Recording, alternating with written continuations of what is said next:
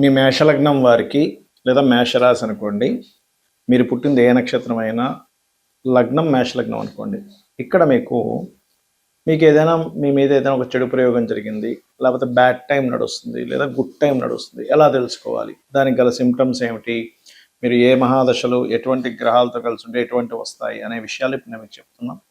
అయితే ఈ యొక్క విషయాలు చెప్తుంది నేనైనప్పటికీ చెప్పిస్తుంది సాక్షాత్ లలిత అమ్మవారిగా భావిస్తూ ఆ లలితాంబిక అమ్మవారి యొక్క అనుగ్రహం మీకు పరిపూర్ణంగా కలగాలని స్ఫూర్తిగా కోరుకుంటూ, ముందుగా ఏంటంటే మీ మేషలగ్నానికి పూర్వజన్మ కర్మకారకుడు ఎవరు అని పట్టుకోవాలి. ఇప్పుడు కూడా ఆ పూర్వజన్మ కర్మకారకుడు కనుక పాడైతే లైఫ్లో చాలా మనం పోరాడాల్సి వస్తూ ఉంటుంది. కర్మకారకుడు కనుక బాగుంటే లైఫ్ పూలపానుగా ఉంటుంది. గుర్తుపెట్టుకోండి. ఎవరు? ఫస్ట్ బుధుడు, సెకండ్ శని. మీకు గుర్తుపెట్టుకోండి. ఈ శని కానీ బుధుడు కానీ పాడయ్యి ఆ మహాదశలో అంతర్దశలు నడిచేటప్పుడు పర్టికులర్గా అప్పులు ఇవ్వడము, లేకపోతే ఒక్కోసారి బుధ మహాదశ నడుస్తూ పాడైనప్పుడు ఏదైనా మంత్రాలకి, లేకపోతే ఏదైనా బ్లాక్ మ్యాజిక్కి, లేకపోతే గాలి ధూళికి ఎవరో ఏదో చేయాల్సిన పని లేదు, వెళ్తూ వెళ్తూ ఏదో మనకి కొన్ని నెగిటివ్ ఎనర్జీస్ కనెక్ట్ అవుతాయి. అటువంటివి జరుగుతూ ఉంటాయి. గుర్తుపెట్టుకోండి.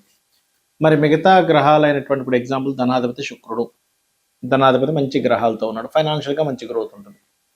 పంచమాధిపతి రవి మంచి గ్రహాలతో ఉన్నాడు, అంటే గురువుతోని కానీ, లేకపోతే శుక్రుడితో కానీ, లేకపోతే మనకి బుధాయిత యోగంలో ఉండడం కానీ, శుభగ్రహాలతో ఉంటే అప్పుడు మళ్ళీ మీకు ఆ దశ బాగా కలిసి వస్తుందని అర్థం చేసుకోవాలి.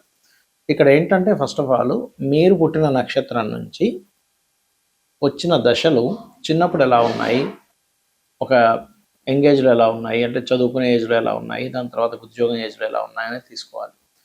ఈ మహాదశ నాదుడు ఎప్పుడు ఎలా ఉన్నాడో చూసుకోవాలి. ఇప్పుడు మీకు ఇందాక అన్నాను మీ లగ్నానికి బుధుడు శని ప్రధానము అని. అలాగే బుధరాశులు అంటే మీ లగ్నానికి 3వ స్థానము 6వ స్థానం బుధుడి యొక్క రాశులు. కాబట్టి ఈ బుధుడి యొక్క రాశుల్లో ఏదైనా గ్రహం ఉంది, అది శుభగ్రహం అయితే మీ లైఫ్ చాలా బాగుందని అర్థం. గుర్తుపెట్టుకొని మిథునంలో కానీ కన్యలో కానీ, ఇది మీ మేష లగ్నానికి.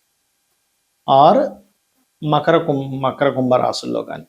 అలా కాదండి ఆ రాశుల్లో పాపగ్రహాలు ఉన్నాయి అన్నప్పుడు ఆ మహాదశలు వచ్చినప్పుడు ఇబ్బంది పడతారు. అప్పుడు మీరు ఏం చేయాలంటే ఏ పాపగ్రహం అయితే మీ యొక్క లగ్నాత్ అంటే కన్యా, మిథున లేదా మకర కుంభరాశుల్లో ఉందో ఆ యొక్క సమయంలో ప్రధానంగా మీరు తీసుకోవాల్సిన ముఖ్యమైనటువంటి జాగ్రత్త ఏమిటి అంటే, ఇక్కడ మీరు అర్థం చేసుకోవాల్సినటువంటి విషయం, ఆ యొక్క సమయంలో పర్టికులర్గా మీరు ఏ గ్రహం అయితే ఉంది మీరు ఇబ్బంది పడుతున్నారు ఆ గ్రహానికి దానం చేసుకుంటే చాలు, సింపుల్గా మీకు సెట్ అయిపోద్ది. అలాగే మీరు నిత్యము చేయవలసిన దేవతారాధన కూడా, అంటే మీ యొక్క పూర్వజన్మ కర్మని మీకు హ్యాపీనెస్ని పెంచేటువంటి గ్రహం ఎవరు మీ లగ్నానికి అంటే రవి అవుతాడు. గుర్తుపెట్టుకోండి. సూర్య భగవానుని యొక్క ఆరాధన, లేదా మీ లగ్నాది పంచమంలో ఉండే గ్రహ ఆరాధన, 6వ స్థానంలో ఉండే గ్రహాల యొక్క దానము గనక మీరు ఇస్తున్నట్లయితే ఖచ్చితంగా మీ యొక్క మహాదశని, మీ యొక్క గుడ్ టైంని మీరు పొందవచ్చు. ఇక్కడ ఒకటే గుర్తుపెట్టుకోండి, లగ్నానికి శుభులు పాపులు అని ఉంటారు. ఇందులో ముఖ్యంగా మేషము, కర్కాటకము, సింహము, వృశ్చికము, ధనస్సు, మీనము ఈ లగ్నాలు గురువర్గ లగ్నాలు. ఓకే. అదేవిధంగా శనివర్గ లగ్నాలు అంటే వృషభము, మిథునము, కన్య, తుల, మకర కుంభాలు శనివర్గ లగ్నాలు.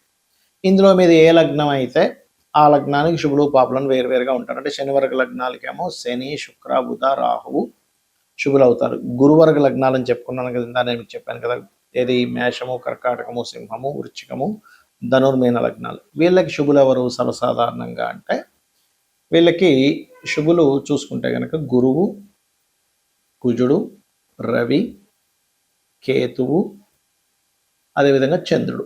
అయితే ఈ చంద్రుడు కనుక క్షీణచంద్రుడు అయితే శనివర్గ లగ్నాలకు శుభుడవుతాడు, పూర్ణచంద్రుడు అయితే గురువర్గ లగ్నాలకు శుభుడవుతాడు. ఇది క్షీణచంద్ర పూర్ణచంద్ర బట్టి మారిపోతూ ఉంటుంది. రైట్. అయితే ఇక్కడ ప్రధానంగా ఏంటంటే ఈ గ్రహాలు ఏవైతే ఉన్నాయో, ఈ యొక్క గ్రహాల యొక్క స్థితిగతులు ఏవైతే ఉన్నాయో గుర్తుపెట్టుకోండి. ఈ స్థితిగతులు కనుక మీకు మంచి ఫలితాలు ఇస్తున్నాయి అంటే మీ యొక్క లగ్నం నుంచి మంచి ప్లేసెస్లో ఉన్నాయి. అంటే శుభగ్రహాలు అనుకోండి. ఉదాహరణకి మీకు సహజ శుభగ్రహాలు ఏంటి ఇందులో మళ్ళీ చూసుకుంటే గురువు, శుక్రుడు, బుధుడు, పూర్ణచంద్రుడు వీళ్ళందరూ సహజ శుభగ్రహాలు అవుతాయి. వీళ్ళు కనుక కేంద్ర కోణాల్లో ఉంటే మీకు ఆటోమేటిక్గా ఆ లైఫ్ అంటే ఆ యొక్క మహాదశ సాఫీగా వెళ్ళిపోతుంది. మీరేం టెన్షన్ పడకూడదని మీరు నిర్ధారణ చేసుకోవాలి. మీ జాతకం మీరే చూసి నిర్ధారణ చేసుకోవచ్చు. అలా కాకుండా పాపగ్రహాలు కనుక కొంత కేంద్రాల్లో ఉంటే, అంటే కేంద్ర స్థానాలు, కోణ స్థానాలు అంటే ఏంటి, 1, 4, 7, 10, 5, 9 వీటిని పాపస్థానాలు అంటూ ఉంటారు. ఈ కేంద్ర కోణ స్థానాలు అంటూ ఉంటారు. ఇక్కడ కనుక పాపగ్రహాలు ఉంటాయి, ఇక్కడ కొంచెం ఆ యొక్క విషయాలు మీకు ఏ భావనలో ఉంటే ఆ భావ సంబంధమైనటువంటి విషయాల్లో ఇబ్బంది పడతారు. ఇది ప్రధానంగా గుర్తుపెట్టుకోండి. అలా కాకుండా పాపస్థానాల్లో పాపగ్రహాలు అంటే ఏంటి, 3వ స్థానము, 6వ స్థానము, అదేవిధంగా మనకి 11వ స్థానము, 8వ స్థానం, ఇవి మంచి ఫలితాలు ఇస్తాయి. అందులో ప్రధానంగా శని అష్టమంలో ఉండగా జన్మించిన వ్యక్తికి ఆయుష్ కూడా ఎక్కువగా ఉంటుంది, గుర్తుపెట్టుకోండి.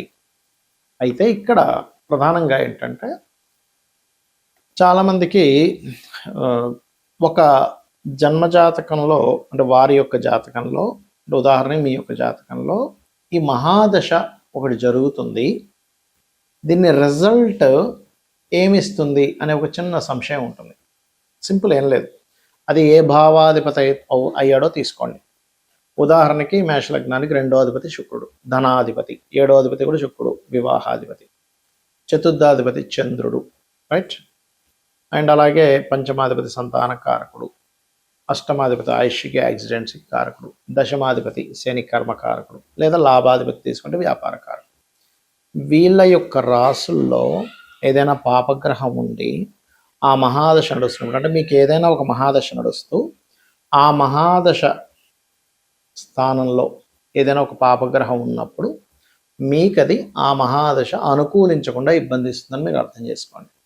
అలా కాదండి, చక్కగా ఆ యొక్క రాశిలో శుభగ్రహం ఉంది, ఏమి టెన్షన్ పడక్కర్లా. అయితే ఇక్కడ ఏంటంటే ఒక్కొక్క లగ్నానికి పూర్వజన్మ కర్మ ఉంటుంది. మీ లగ్నానికి ఏంటి పూర్వజన్మ కర్మకారకుడు అని చెప్పాను.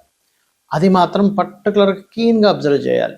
ఎందుకంటే అదే అసలు మీరు అనుభవించాల్సిందే, అది దానికోసం వచ్చాం భూమి మీదకి. అది ఒక్కొక్కసారి మంచి కర్మ ఉంటుంది, ఒక్కోసారి మనం ఇబ్బంది పడే కర్మ ఉంటుంది, ఒక్కోసారి కొంతమందికి సేవ చేయాల్సిన కర్మ ఉంటుంది, కొంతమందికి రుణపడి వాటిని క్లియర్ చేసుకోవడానికి పుట్టిన కర్మ ఉంటుంది. కొన్నిసార్లు కొంతమంది చూడండి దేశం కోసమే వాళ్ళు పోరాడతారు, కొంతమంది సన్యాసులు అయిపోతారు, మరి కొంతమంది ఆ ఫ్యామిలీ కోసమే పుట్టినట్టుగా ఉంటుంది. అంటే ఏమిటి, మీరు ఎన్ని ప్రయత్నాలు చేస్తున్నా కొన్ని విషయాలు మాత్రం మీకు సంబంధం లేకుండా అలా జరిగిపోతున్నాయి అంటే మీరు అర్థం చేసుకోవాల్సింది ఇట్స్ వెరీ క్లియర్.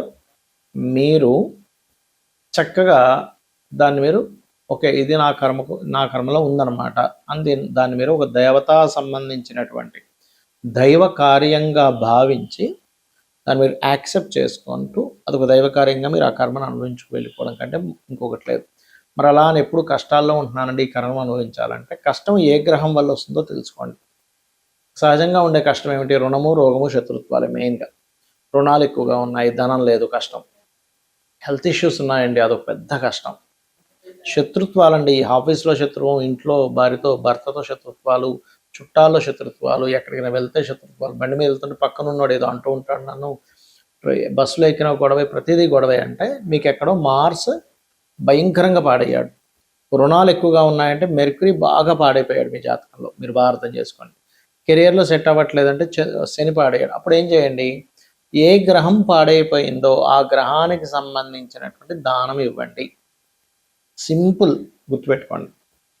అంటే ఇప్పుడు రవి పాడయ్యాడు గోధుమలు, చంద్రుడు పాడయ్యాడు బియ్యము, కుజుడు పాడయ్యాడు కందులు, బుధుడు పాడయ్యాడు పెసలు, గురువు పాడయ్యాడు శనగలు, శుక్రుడు పాడయ్యాడు బొబ్బర్లు, శని పాడయ్యాడు నువ్వులు, రాహు పాడయ్యాడు మీ జన్మజాతకంలో మినుములు, కేతు పాడయ్యాడు ఉలవలు దానంగా ఇవ్వండి.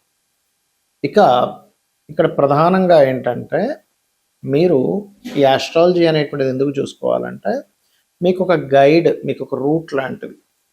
తెలుసుకోకుండా ఏదో రూట్లోకి వెళ్ళిపోయాం, మన గమ్యం ఒక దగ్గరికి చేరుకోవాల్సింది ఇంకో దగ్గరికి వెళ్తున్నాం, అక్కడ రోడ్డు బ్లాక్ ఉంటుంది, మళ్ళీ వెనక్కి వచ్చి మళ్ళీ మన ప్రయాణం ప్రారంభించాలి.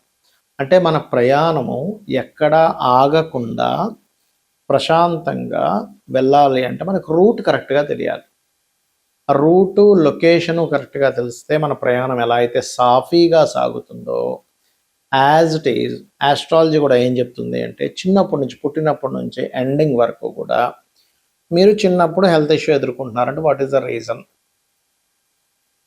దానికి రెమెడీ చేసుకోమని చెప్తాను. అలాగే ఎడ్యుకేషన్లో డిస్టర్బ్ అవుతుంది, లేకపోతే ఎడ్యుకేషన్ మీకు ఎక్కట్లేదు, లేకపోతే మీకు బిజినెస్ యోగాలు ఉన్నాయి, చదువుకొని ఏదో మీరు ఆఫీసర్ అవ్వాల్సింది, ఏదో కలెక్టర్ అయిపోవాల్సింది లేదు, మంచి బిజినెస్ మ్యాన్ అయ్యి ఇంకో 10 మందికి ఉద్యోగాలు ఇప్పించే యోగం ఉన్న జాతకం, అది మీకు క్లారిటీ ఇస్తుంది.